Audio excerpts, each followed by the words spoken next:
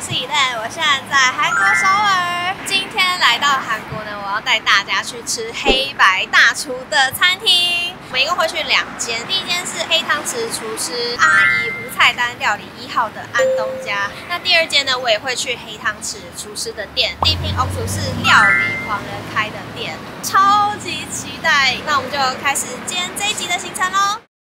我现在在京东市场，我要来吃黑白大厨节目里面的阿姨无菜单料理1号的安东家。为什么会选择Imokase无菜单阿姨的料理呢？是因为我对于她的人参料理安东汤面非常的感兴趣。我有听到广大的网友留言说啊，那个味道太淡了，就很想来吃看这个料理。再加上我对于阿姨的人生故事非常的印象深刻，所以想要来品尝她的安东汤面。它有另外一间店叫做快乐酒桌，它真的就是无菜单料理，它会一直上菜，但是因为那个太难订，它只能打电话预约，所以如果你没有韩国门号的话，根本基本上是打不进来的。对于住国外的粉丝就很难去订到它的快乐酒桌，所以我今天先来吃它的安东家，那我们就走喽。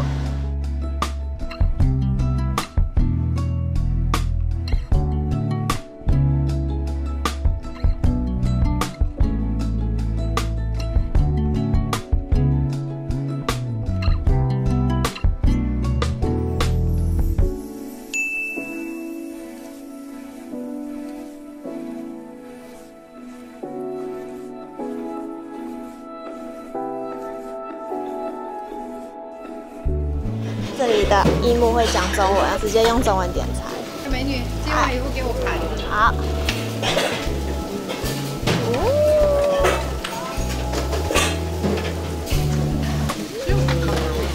啊，猪肉来了！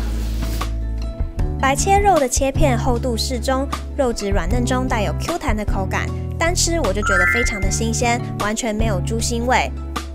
可以用白菜包大麦饭，还有白切肉跟拌饭酱是他们的吃法，也可以搭配他们附的其他配菜，蒜、辣椒、新奇和虾酱一起吃，会有不同的风味。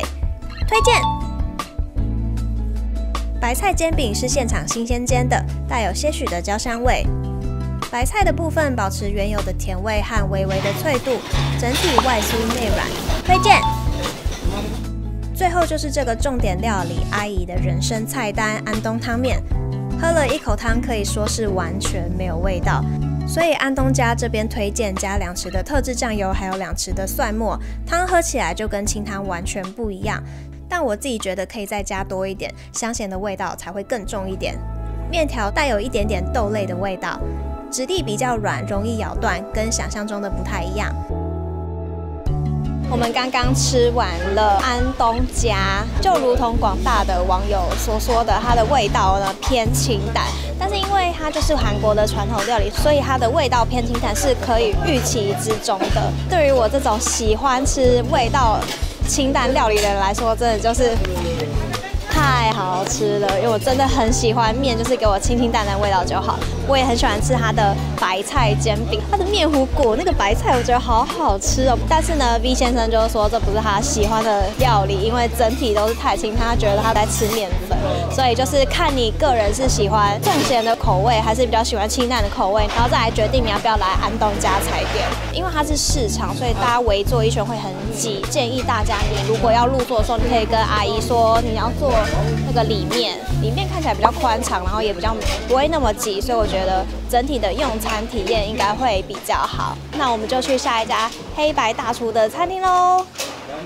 Hello， 大家，接着要带大家去第2间黑白大厨主厨的餐厅，它是由料理狂人所开的，叫做 Deepin Oksu。料理狂人一共有2间餐厅，一间是 Deepin， 然后一间是 Deepin Oksu。Deepin 的话是走比较高级一点点的路线，那 Deepin Oksu 就比较是餐酒馆的概念。因为我看很多人都推荐它的墨鱼意大利面，但是它的墨鱼意大利面只有在 Deepin Oksu 有提供这项餐点，所以我才选了 Deepin Oksu。那料理狂人的餐厅可以在 Catch Table 上面预约，我建议大家下载国际版，就可以用英文预约你喜欢的黑白大厨的餐厅。那 Deepin Oksu 也可以在上面预约 ，Deepin 跟 Deepin Oksu 都可以。那我们就出发喽！ Deepin Oksu 它没有招牌，因为我们刚在这一条街上找了很久，想说怎么都没有 Deepin Oksu， 然后后来才发现它在这里，只有贴一个 Deepin Oksu 的址，所以大家可以来这一间 Kitchen 42的地下室，就是 Deepin Oksu。Deepin Oksu 因为一次接待的人不多，所以位置非常的宽敞，坐起来很舒服，餐厅也非常有气氛。这个酸面包是 Deepin Oksu 必点的招牌之一。它旁边的松露奶油是切成一片一片的，可以单吃，奶油直接融化在嘴里，松露的味蕾瞬间在嘴里散开，真的超级好吃。酸面包跟松露的味道融合在一起，真的是绝配耶！推荐。牛肉塔和鲔鱼塔也是他们的必点之一，外层的塔壳非常的薄，而且非常的酥脆。烟熏生牛肉与辣椒蒜泥蛋黄酱，还有起司等其他食材融合得太好了，它的辣味恰到好处，让整体的味道更有层次。鲔鱼塔上面是柚子冻，还有鱼子酱，后面会有柑橘的果味，酸甜咸的搭配，好吃到我真的舍不得吞下去，推荐。Deepin Oksu 这间餐厅主打意大利面，我点了清口贝墨鱼意大利面，用贝壳海鲜和奶油熬出来的酱汁，味道浓郁香甜，面条咬劲也刚刚好，墨鱼很 Q 嫩，超级好吃。但是吃了几口之后，我觉得很腻，一定要搭配他们特制的腌制红葱头解腻。如果不介意腻口的话，推荐。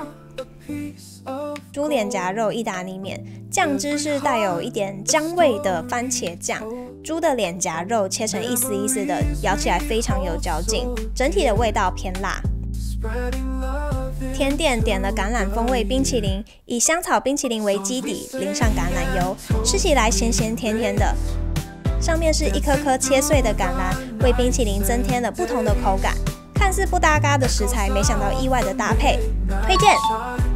我们刚刚吃完了 Deepin Oksu， 我们大概吃了1个多小时。它一天应该是分上半场跟下半场，所以它上菜上的蛮快的，然后大家也都赶快结账就离开了，没有办法好好的坐在那边继续聊天啊，继续喝酒啊之类的。所以我会选择来吃料理狂人的餐厅，是因为初选的时候它被分为待定。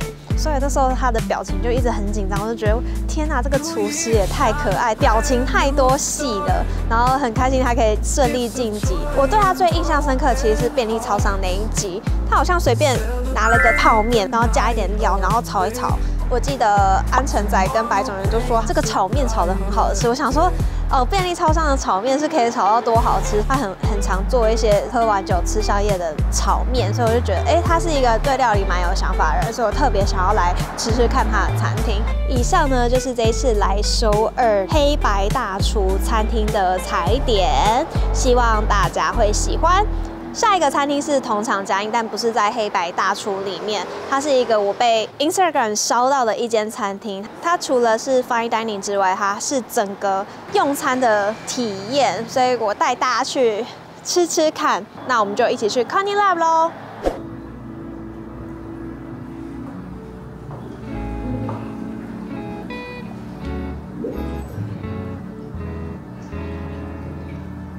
一进门就满满的螃蟹。